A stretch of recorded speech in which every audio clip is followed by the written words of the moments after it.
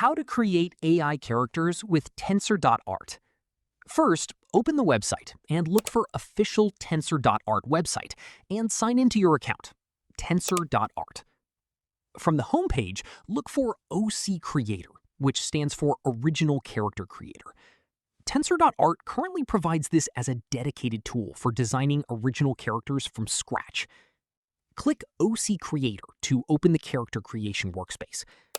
Next, describe the character you want to create.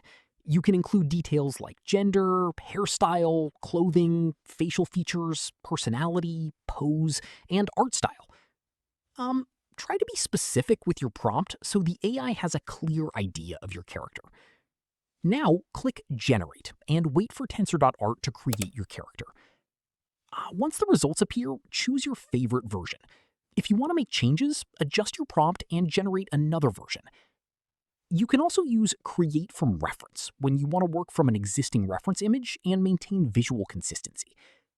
Finally, download your finished character and use it for AI art, social media, thumbnails, or other creative projects.